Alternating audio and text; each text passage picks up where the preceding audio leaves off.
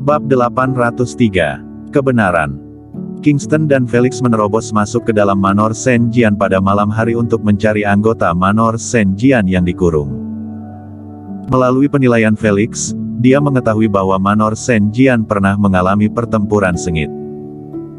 Selain beberapa orang yang berjumlah sedikit, semua anggota Manor Saint Jian telah dibunuh dan orang-orang yang bertahan hidup itu seharusnya dikurung di dalam Manor Saint Jian, bahkan dikendalikan oleh racun Gu. Adapun di manakah mereka dikurung, mereka tidak mengetahuinya dan perlu bertanya-tanya untuk mencari tahu. Setelah membagi area, Kingston dan Felix segera bertindak dengan cepat. Tubuh Kingston berkedip dan ia muncul di atap sebuah bangunan yang lain. Dia tidak bertindak gegabah dan sedang berpikir. Menurutnya, ingin menemukan anggota Manor Saint Jian yang dikurung di Manor Saint Jian dengan penjagaan yang ketat itu sesulit memanjat langit. Setelah berpikir-pikir, ia memilih untuk pergi mencari Guene, putra keempat Manor Saint Jian untuk mengetahui situasi terlebih dahulu. Pagi hari ini, Guene bercakap besar tentang betapa kuatnya pedang Nilong di depannya. Menurutnya, bercakap besar tentang pedang Nilong pada saat yang begitu penting yaitu hendak lahirnya pedang Nilong merupakan sesuatu yang tidak tepat. Kingston menduga bahwa Guene ingin menarik perhatiannya. Dia berdiri di atas atap dan melihat sekeliling, pemandangan di sekitarnya muncul di penglihatannya. Di sebuah ruangan di halaman belakang, Guene berbaring bolak-balik dan tidak bisa tidur. Dia berdiri dan berjalan keluar pintu. Begitu ia mendorong pintu dan hendak berjalan keluar, jalannya sudah dihalangi. Dia kembali ke ruangannya dengan tidak berdaya. Adegan ini dilihat jelas oleh Kingston. Kingston mengerutkan keningnya dan bergumam, beberapa pria yang menjaga di luar pintu itu pasti bukan anggota Manor Saint Jian, seharusnya merupakan anggota sekte Gu dan Guene seharusnya ditahan. Namun, mengapa hanya dia saja yang ditahan? Kingston memutuskan untuk pergi melihat situasi. Dia berdiri di atas atap dan menjentikkan jarinya, lalu beberapa kekuatan tenaga menyapu dan titik akupuntur orang-orang di luar ruangan Kingston itu seketika diklik dan berdiri di tempat semula bagaikan patung kayu. Kingston melompat dari atap dan muncul di luar pintu, lalu berjalan masuk secara terbuka. Siapa?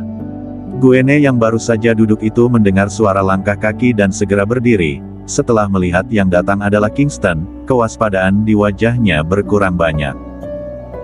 Dia kembali duduk dan menatap Kingston, lalu berkata, "Bukankah kamu sudah pergi? Mengapa kembali lagi?" Kingston berjalan masuk ke ruangan, menutup pintu dan duduk di kursi di dalam ruangan itu. Dia menatap Guene, tersenyum dan berkata, "Siang hari tadi, kamu mengatakan begitu banyak padaku dan hatiku pun tergerak, aku berencana untuk mencuri pedang." Guene tertawa dan berkata, "Kingston, kamu pasti belum mengetahui situasinya dengan jelas. Hanya dengan kamu seorang diri juga ingin mencuri pedang dari Manor Saint Jian." Tubuh Kingston berkedip dan seketika muncul di depan Guene. Ia meraih kerah bajunya dan mengangkatnya dari kursi. Apa yang ingin kamu lakukan?" Ekspresi Guene berubah. Kingston bertanya dengan suara dingin, "Selanjutnya, apapun yang kutanya, jawablah sesuai pertanyaanku. Jika tidak, kamu akan kehilangan nyawa dalam sekejap." Guene menenangkan diri, ia menepuk tangan Kingston dan berkata, "Turunkan aku dulu." Kingston melepaskannya. Guene menatap Kingston dan bertanya, "Untuk apa sebenarnya kamu datang ke sini? Bukan hanya ingin melihat pedang Nilong saja, kan?" Kingston tidak menjawab pertanyaan ini, melainkan bertanya, "Apakah telah terjadi sesuatu pada Manor Saint Jian?" Mendengar ucapannya, ekspresi Guene menjadi suram. Setelah beberapa saat kemudian, ia mengangguk perlahan dan berkata, "Benar." Kingston bertanya lagi, "Apa yang terjadi sebenarnya?"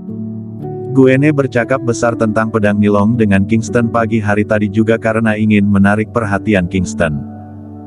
Kingston kembali lagi saat ini juga dalam dugaannya. Dia tahu bahwa Kingston dan Felix datang ke sini bukan untuk melihat pedang Nilong, melainkan adanya hal yang lain. Sekarang, dia tidak tahu harus berbuat apa. Dia tidak bisa pergi dari Manor Senjian, juga tidak tahu bagaimana caranya pergi mencari penyelamat. Kingston bertanya tentang hal ini, dia juga tidak merahasiakannya. Sekitar seminggu yang lalu, sekelompok tamu yang tak diundang datang ke Manor Senjian serta membunuh semua anggota Manor Senjian kami dan beberapa tetua ditahan. Tujuan dari orang-orang ini adalah pedang Nilong yang hendak lahir. Aku tidak tahu siapakah mereka, hanya tahu bahwa kekuatan mereka sangatlah kuat, bahkan pemilik Manor Senjian juga ditaklukkan dalam seketika. Sambil berbicara, dia menatap Kingston. Kingston, aku pernah mendengar hal tentang kamu. Kamu sangat kuat, aku harap kamu boleh menyelamatkan Manor Senjian. Ucapan Guene menegaskan dugaan Felix. Kingston bertanya, di manakah anggota Manor Senjian ditahan? Mereka dikendalikan oleh racun Gu dan mengapa kamu tidak? Guene berkata, karena jika ingin pedang Nilong dilahirkan, itu membutuhkan aliran darah dari Manor Senjian. Mereka menyisakan aku karena berencana untuk menggunakan darahku sebagai pengorbanan bagi pedang, agar pedang Nilong benar-benar lahir. Mendengar ucapannya, Kingston mengerti. Guene lanjut berkata, semua anggota Manor Senjian ditahan di gunung belakang. Terdapat banyak orang yang menjaga di sana, penjagaannya sangatlah ketat, sama sekali tidak bisa didekati. Kingston, aku tidak bisa pergi sekarang dan hal ini hanya bisa mengandalkanmu. Kamu segera pergi ke Sekte Tianshan, beritahu Sekte Tianshan agar Sekte Tianshan mengumpulkan semua petarung di dunia untuk menyelamatkan Manor Senjian. Pedang Nilong diciptakan oleh Manor Senjian dengan menghabiskan waktu 1300 tahun serta upaya keras puluhan generasi. Kekuatan pedang ini sangatlah kuat, juga sangat mendominasi, tidak boleh jatuh di tangan orang yang berniat buruk. Jika tidak, itu akan menjadi bencana bagi dunia. Ekspresi Guene tampak memohon. Setelah Kingston memahami keseluruhan masalah ini secara singkat, ia mengangguk dan berkata, aku akan memikirkan cara. Dia tidak berdiam terlalu lama di sana, berbalik badan dan pergi. Setelah dia pergi, Guene seketika menghela nafas lega. Setelah Kingston pergi, dia membuka titik akupuntur beberapa pertarung yang berada di luar pintu itu dari kejauhan. Kemudian dengan cepat pergi dari Manor Senjian. Dia menunggu di hutan primer di luar Manor Senjian dan tidak lama kemudian, Felix juga kembali. Kingston bertanya, bagaimana situasinya?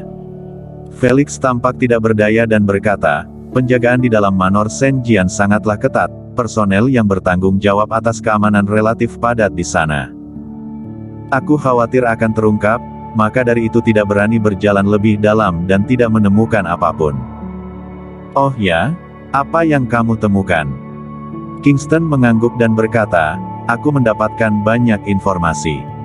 Dia menceritakan semua yang ia tanyakan tadi.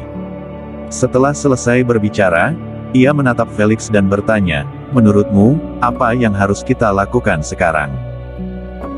Felix juga terdiam, setelah beberapa saat kemudian, dia berkata, jika sekarang pergi ke Sekte Tianshan meminta Sekte Tianshan mengatur Master kuno untuk datang menyelamatkan pasti tidak sempat lagi. Sekarang hanya bisa mengandalkan kita berdua.